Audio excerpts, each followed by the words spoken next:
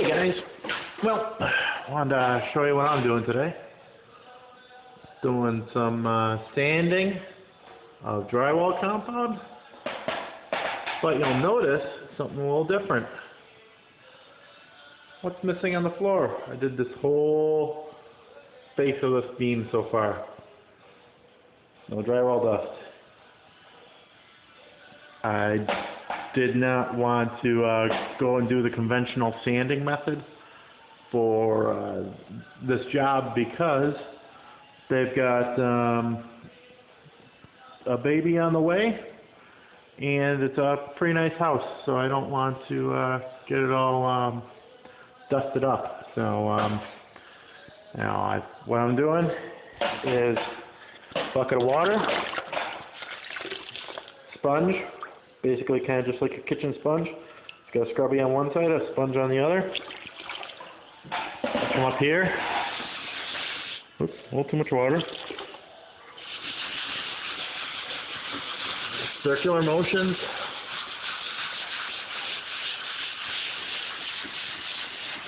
You don't want to go too crazy, but it will literally act just like sandpaper. Give it a little wipe afterwards, just to kind of take some of that extra slime off. And you can see right there, I got just a little bit of a hiccup in it.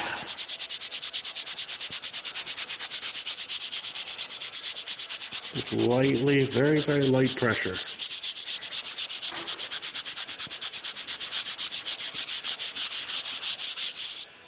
Too much pressure, you'll take all the compound off.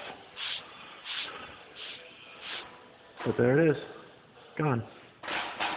So, and I looked on YouTube a couple times here, and I really didn't see anything that showed a good example of this. But you literally just wet it. If you need, use the scrubby side. Very, very light pressure, and just kind of work it out. Now, if you get something that's real deep, don't be afraid to kind of feather it. Now, like I said, real light pressure. You don't want to put too much pressure on there. You put too much pressure on there, you're going to go right through. You know. And on the corners especially, you got to be real careful because you got that metal edging right there.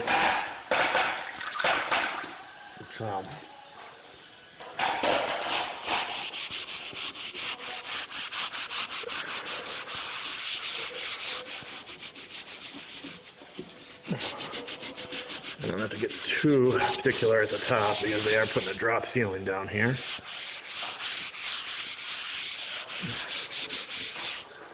But that's it. Just ordinary water.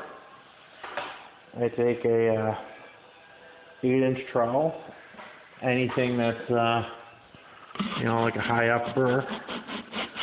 Just knock that off first.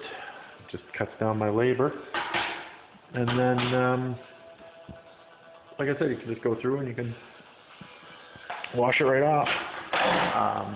One of the keys too to doing a good, nice drywalling job is your prep. If you prep it good, your end product will be good. You know, if you the less joints you have, the better it's going to be. But at the same time, you always want to try to use your tapered ends. Drywall comes with 2 tapered ends on it, 4 foot wide, and then the 8 foot long side. It's got 2 tapers on it. So I just want to try to put the tapers together. It just makes it so much easier. Trying to do butt joints, they're a lot more time consuming, and you can see them a lot easier. So, but this is what it is today. I've got I don't know, I've been probably working on this,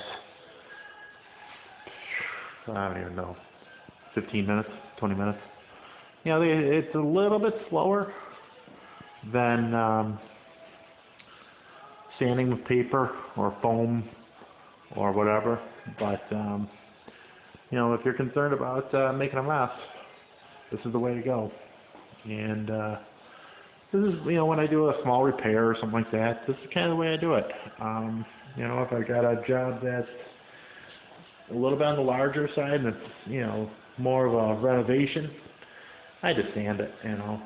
It doesn't pay. But when you know, everything's finished upstairs and you can't close it off, and in this scenario I can't really close off the basement that good. I've only got one window, you know, to try to create negative air pressure, and it's just not worth it.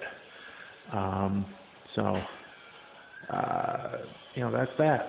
But it's a lot more forgiving when you can wet the compound and you can kind of massage it a little bit and make it work for you.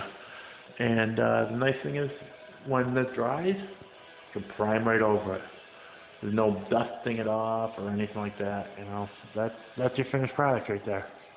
So it might take a little bit more time to actually sand it, but your cleanup is null. And you don't have to sweep off your walls or vacuum them off or wipe them down or anything. So, you know, that right there is time saved. So, you know, I'd probably say that overall the time is identical for you know, sponge sanding it compared to paper sanding it, or wet sanding it compared to dry sanding it.